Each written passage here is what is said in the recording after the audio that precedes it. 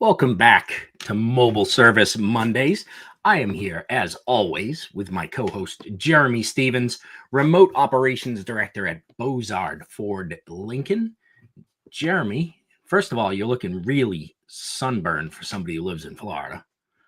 And second, tell everybody what Mobile Service Monday is all about. Oh, Jeremy, I can't hear you.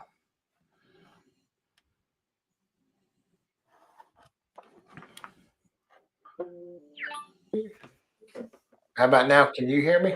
Now I can hear you. You know, I got 3 different microphones, and it seems like the cheapest one I have is the one that's working the best. Oh, man.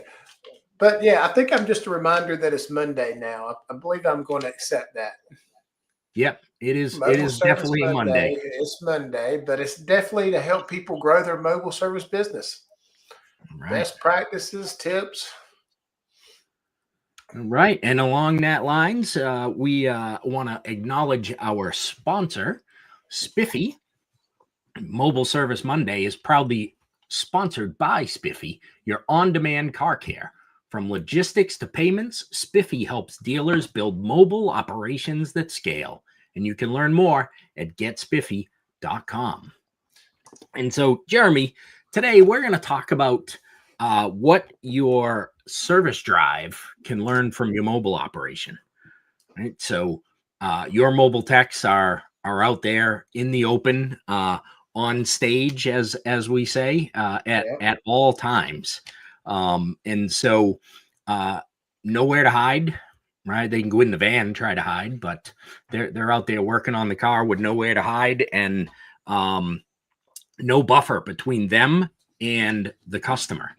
And so what does that start to teach our service drive? What could our service drive, if they went to watch your techs working out in people's driveways, what could they start to learn? Yeah, it just reminded me, you remember going to the tire places and they had that yellow plastic chain that they blocked in? It's like as soon as they pulled the car in, they tied that chain up so nobody could come in.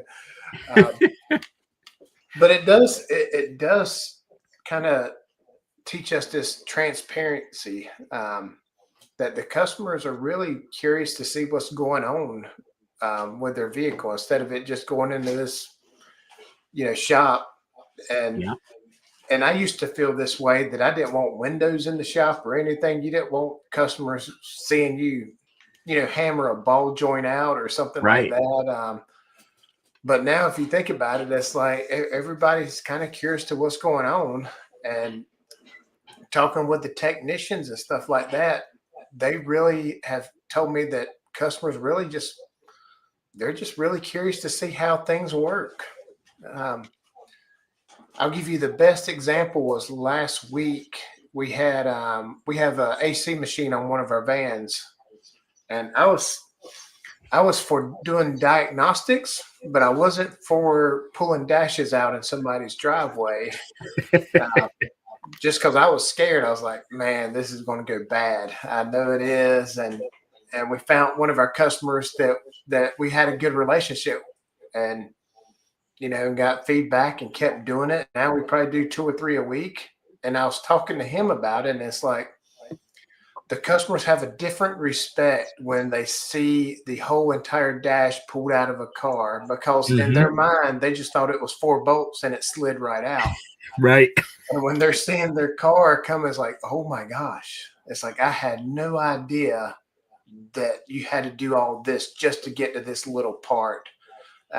It's like a level of respect that the technician gets from that point. It's like, yeah, there's a lot to it, and it's hard to explain that over the phone, but when they start to see it. So really just the curiosity of the customer wanting to know more details of what's going on, and pictures and videos and everything. Yeah, that's an interesting point, because I was the same way. Like I never wanted, if we were doing a dash repair, I didn't want a customer to see what was going on with that. Like if they came back and were like, hey, I forgot something in the trunk, can I go grab it? We'd be like, what is it? We'll go get it. Like we didn't want them to see their car like that. But it's a great point. Like it's not necessarily something that's going to be viewed as a negative. It's going to be viewed more as like, wow, I can't believe what the OEM put you through. It's this little part. It does, and what's cool about it, the tech has that relationship with them, and Yeah. the first thing, and that needs to be taken everywhere is that initial relationship, not the let me get you checked in as fast as possible and let me get to the next person, taking that extra step because our Hmm. technicians are asking for more time out on the job. And my efficiency mind's like, no, you don't need more time. You need to get to work. And Right. but then they're like, well, we gotta talk to the customer, and I'm like, man, I love that it's starting to turn Hmm. this. I always call it this old school vintage customer service where it was more about the relationship side and less about the car. It was really seeing what the customer really truly needed, to see what their lifestyle was like. How do you drive your vehicle? And they get a front row seat at the stage with that, and it's pretty cool how it's evolving into like this huge customer service part of it. Do you think that will transfer back into the store also? Like, hey, maybe we don't need to, I don't want to say rush customers, but maybe we don't need to make the assumption that a customer just wants to get in and out as fast as they can. Like maybe if we took a little more time to talk to them, it might be a better experience for them. It is, and not even on when they're faced. It could be over the phone or something where you could take it because what's happening is the surveys are coming back with comments. Before we would always get you got a good survey or a bad survey, and if it's Yeah. bad, they will have 5 paragraphs, and the good ones is like sometimes you have it, sometimes you don't. But what we're Yeah. seeing is they're calling the technician by name out on these surveys, and what That's they're saying great. is like, hey, he's a young, nice gentleman. He really truly cared about taking care of my vehicle. He took extra steps in doing this and that. So the customer is giving us this whole picture of what they want, basically. Hmm. Um, and that's what's transferring over. It's like, oh, they do want to talk to the technician, so let me just introduce them to the technician that's working their car in the shop, and let them see the technician instead of them coming Yeah. through like little ninjas. It's like dropping Yeah. off a RO and running back out the door. Yeah. Yeah, I used to always say it's like the Wizard of Oz, right? Like the car went in there, it was like Oz being behind the curtain, and don't pay attention to what's going on behind the curtain. Just stay out here with the advisor. It is, and and when I was a technician, I was the same way. It's like I didn't want to see the customer. I didn't want to Yep. talk to him. I just wanted to work on the car. Right. But then the older I got as a technician, it's like my MPI percentage would probably go up if I actually just chatted with the customer for 5 minutes, and it did. And Yep. then the next thing I knew, I was trying to work my way to the closest to the service drive with my bag because I was like, "Oh, this works." I was like, then they want me to work on their car, and then I get requests, and then I don't have to worry about begging for work anymore. Yeah, absolutely. Yeah, it's a great plan. How do you think the techs, because they're in their driveway, because they have their van, right, every time they go out, do you think that kind of changes their mindsets with the customers? Like we've always taught advisors, right, like you're running your own little business in the service drive there, Yeah, right? But we've never really done that with techs, and now you've got techs out in the field who basically are kind of doing that. yeah, they are, and the techs love the ownership of it. With the van, the way the van looks, it's like it's like the nice toolbox in the shop, basically. Yeah. Um, with the van, the guys, they like to keep it clean just in case somebody wants to look inside of it. They do these little extra step because it represents them as a brand. So it is that little bit of ownership with it. And because it's not 100% supervised, it really puts the pressure on them to own it. And that's what the guys we want. It's like, because we see our guys in the morning and when they get back, and then we try to see them out during the day. We go actually do visits with them, but they're a little bit independent, so they understand the big picture of what service brings to the dealership. I love that. I love that they're taking ownership of that and really putting the extra pride step into keeping the van pretty and having it be prepared in case the customer wants to take a look inside. That's great. Yeah, it took us a while to get. We finally come up with a system that we kind of, we're always still trying to figure things out to, allow them time so they can clean the van and get it all organized and stuff. So now we actually block off time for them to do that. At the end of the day, we'll block off like an hour and a half so they can actually take their time to clean their van up and reorganize it and stuff like that, so it can stay more organized. And that's been working out for us. That's awesome. A reminder, if anybody does want to call in, the phone number is scrolling down there at the bottom, 774. Well, that's it. There it is for the blind people like me, 774-696-4239. You can give us a call, and actually you can give Jeremy a call, and he will answer any questions about mobile service that you have. So Jeremy, do you see that mobile service is starting to create more of those raving fans than the store creates? I truly believe so. Even when you talk to customers about it, they're so intrigued by it. It's like, so I don't have to go to the store anymore. And it's like an excitement to it. We had a customer text our general manager last week, and those always scare me still when general manager gets a message from the customer. But he was actually bragging about great service. It's like, hey, he was here at 8:00 and he was done by 9:00. And he just kept praising how great it was. And you imagine not interfering in anybody's day like that. It's like we show up at their house at 8:00, and I believe he had a recall, and we were done by 9:00. And that guy still had the rest of the day. And if you think about it, he had to come in, go through that whole process of the write-up, and then wait for it to get in the shop. And so it takes that whole element. It's more of a streamline effect. It's cutting a lot of the middle people out, just directly to the customer. Mm-hmm. Time is, they still can work. We still have a lot of customers. It's like, hey, let me know when you get there. I'm going to open the garage door. I'm still working, and just let me know. Shoot me a text when you're finished.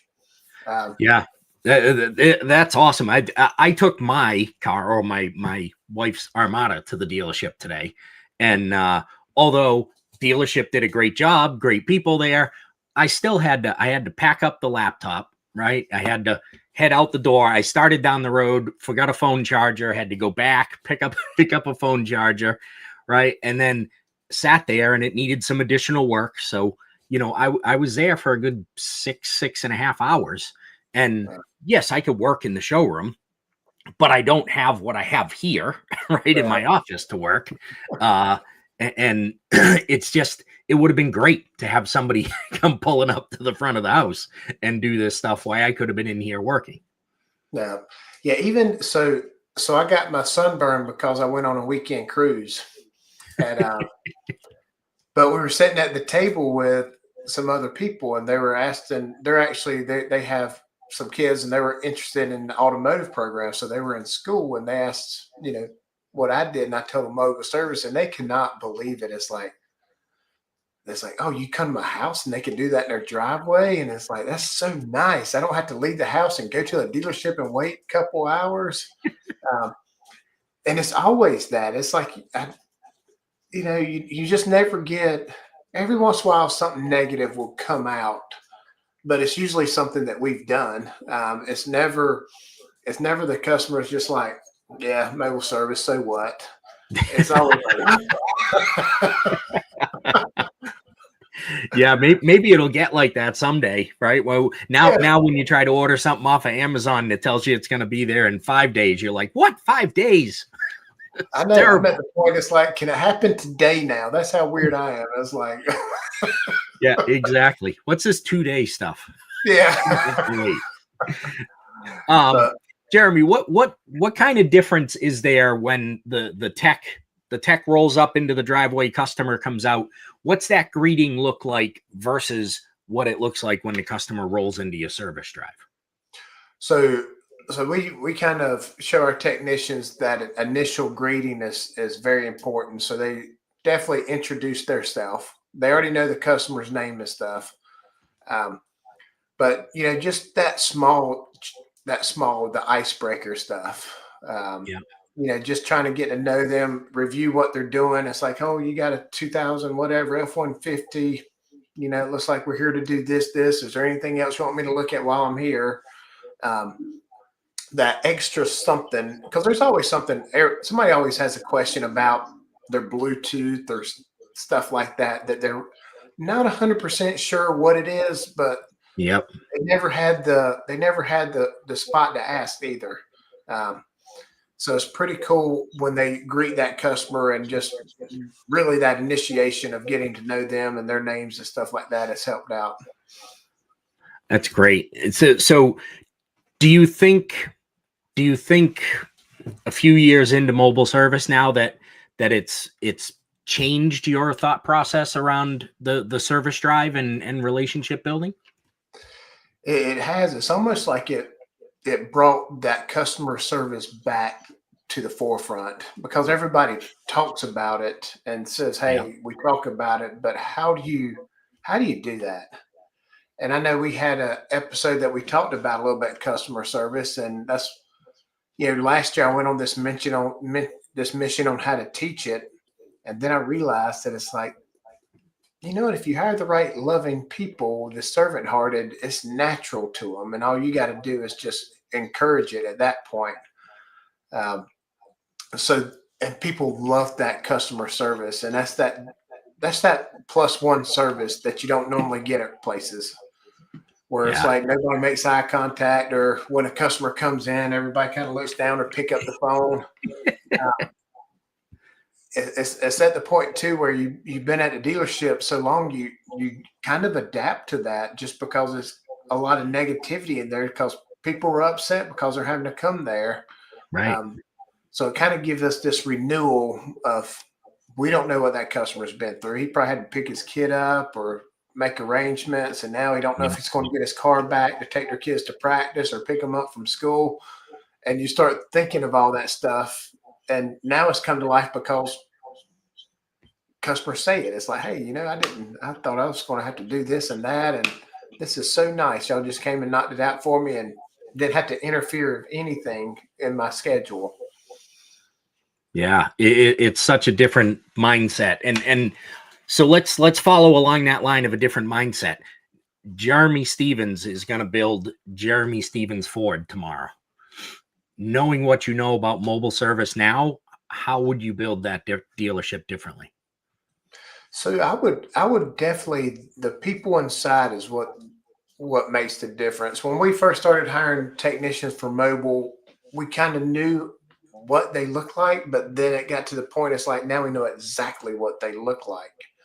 Um, so it's almost like this personality that you want, this trait and Mhm. stuff like that, and it's that more person that really wants to help somebody on the customer service side, and to where it's like I reckon you got different personalities in the service drive everywhere I've worked at. Um, try to find a way to balance that out to where you have some people that truly wants to see what's best for the customer and take care of them from start to finish. Um, just more of that side of it. I reckon more of a servant-hearted person is what Mhm. I would go after, especially when you think of the Chick-fil-A and versus the McDonald's side of it. Yeah. The difference is the people really truly care about customers and really wants to see them happy. Yeah. Yeah, it is because certainly it's not. I guess people could argue this all day long. It's not that it's necessarily better food, right? It's still fast food, but how it comes to you is different. How you're interacted with while you're getting that food is much different.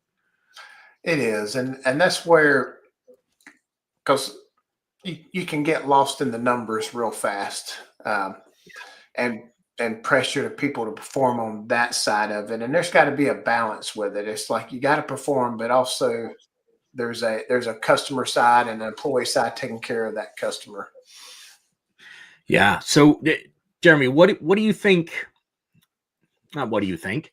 have your mobile techs started to teach your service drive advisors about customer service? Yeah, I don't know if they've actually taught them anything, but I think they kind of show them based on because everybody sees the surveys response and stuff like that. So I Yeah. think it's it's a what are they doing differently than what we're doing? Um, and we do have advisors on the mobile team also, and they have to really if they have to have a conversation with a customer. I always tell people when a mobile technician pulls up in the driveway, that experience is a solid 10. And then if they have a job where they have to price out like a O2 sensor or something like that, usually my tech don't have that on the van and he probably has another appointment. So chances are he may be gone. So that customer advisor has to keep that level at a 10 when they're on the phone. Yeah. So just that dynamic and I think our advisors see that with the technician, so they know that they got to bring it on when they answer that phone, when they talk to the customer, because that experience is such a great experience. Yeah. Do you see a time when you might have your main shop advisors doing ride-alongs with your mobile techs to see how that interaction happens with customers? I haven't, but that would be interesting to see. Um, our service manager last week, he went riding along with a lot of our technicians. He picked a technician a day and just rode along with them to see that customer interaction because we want to see, what it is. And I love just showing up just to hear what the customers have to say about it. Yeah. So it's pretty cool to see them in action with the customer side. But I didn't think about, the advisors taking time to ride along with them too. That's a good idea. So how do you work with well, it wouldn't be you in particular, but does Bozard work with their main shop advisors on skills that their mobile team has around customer service? Not directly like that.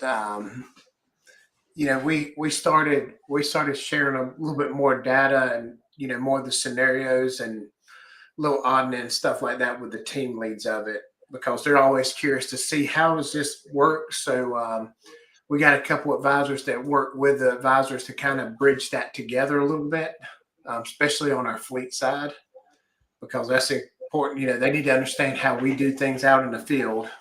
Yeah. And my guys need to know and gals need to learn how it works in the main shop. So in the past 2 months, we have been putting them together to really talk more about that, what happens on each side of it, so they understand a lot better. Okay. And we also did that on the part side too. Got parts into a meetings just so they understand what happens out in the field because sometimes if you're not living in that part, it's like, why didn't he know that? And it's like, oh, I get it now. And vice versa. The tech's like, why do you need this information? And they show them the part screen. They're like, oh my gosh. It's like, what is all that? It's like, that's why I'm asking you all these questions. Yeah. I wish it was like Amazon where you just click it and pick it and it shows up. I remember vividly on a story of why parts ask weird questions. I was trying to get a set of brake pads for a Mustang one day, and they asked me whether it had a moonroof or not. And I'm like, what? Who cares if it has a moonroof? And they're like, it's 2 different brake pads for this Mustang. It was a Mustang LX. I remember the car. The car was maroon. And they needed to know whether it had a moonroof or not. But those are the things, right? That techs are like, stop asking me dumb questions. And parts is going, I want to get you the right thing, but I need to know these answers. Yeah. That's right. No matter what they picked, it's like it would have been the wrong one. And the technician's like, why did you give me the wrong one? It's like, well, you didn't tell me the right information. Exactly. So Jeremy, you've mentioned before that sometimes when you're walking through the shop, there's techs in your shop who are like, hey, put me out on one of those vans. And you're like, you're not cut out for mobile. Would you let it go the other way? Would you take a mobile tech that wanted to move into the shop? Yeah, definitely. We've had it we had it both ways. It's a two-way street. Okay. Because we've taken a lot from our quick lane and our main shop. A lot of our diagnostic guys, they came from the main shop. Um, and then I've had some mobile guys that they wanted to pull engines out and do more heavy stuff, and we transitioned them back into the shop. A lot of the guys that are on my mobile team, they're very good at diagnostics, but the flat rate is too challenging for them. They don't like that kind of pressure. They want something a little bit more comfortable that kind of fits in their lane, and really mobile service does, because they're just people. They're people basically. Yep. They like to talk and they connect with the customers, and they do very good in the mobile service, because the flat rate intimidates a lot of guys. So there's always a mixture of it, no matter where you're at, basically. But that's what we find on our mobile team. It's like it can go either way. I love it. I love that. And it gives your team some variety if they're looking for it, right? It's not just I'm a main shop tech and I'll always be a main shop tech. Maybe I get to go and do mobile for a few years and give that a shot. Yeah, we have a team lead that, man, he has 30 plus years in Ford experience. And Wow. He got to the point where, he was on flat rate, and there's a point where your mind is sharp, but you just physically can't work as hard as you did when you're in your 30s. Yeah. And his name came up, and I'm like, heck yeah. I was like, we'll figure it out. It's like, because with his knowledge and the help he's given these guys, I mean, he's just passing along his knowledge to these young guys. And that is what really sparked our team to the next level, is having somebody with his experience as a field guy that, hey, I'm running in this problem. He says, all right, don't do that. Go back and do this, this, and this. Yeah. And we're toying with remote access now. So now he can tie into their computers and see the actual pinpoint test they're looking at, just to make sure they're guided in the right spot. So yeah. So it's been pretty cool to see that transition back. Somebody that's ran a great race that still wants to work and contribute to something, and now he's on our team, and it's re-energized him also. So it's been pretty cool to see that come together. Yeah, that's awesome, and that's a completely new path, right? That we haven't had in the past, and just such a great example of making sure that you don't allow that 30 years of knowledge to walk out of your shop just because he can't turn wrenches for 9 hours a day on a concrete floor anymore. Yeah, and it's going to get to the point now where I feel like there's going to be a point where I may have to have him at a desk and him have like 4 or 5 screens and just taking calls all day, because there's you have that, especially with 30 some trucks on the road. There's always a question. There's always somebody, just because it's not like you can walk out to them. It's like, hey, FaceTime me. Let me see what you're looking at. He shows up to a lot of jobs, but there's some days that he can't get away from his computer. He's just sitting in the car on his computer answering phone calls and trying to get ahead of stuff. It's the Bozard Ford Technical Service Center right there. That's right. I like it. I like that. So that you kind of answered my last question, which was what was something that you're learning or testing in mobile service right now. But what else? What else? Yeah, what else are you learning or testing out in that mobile service laboratory you're running down there? So we're testing a different little stuff, the innovation out in the field, with oil extractions, and just trying to find more efficient ways to service vehicles out in the field. We're always testing out new tools, new jacks,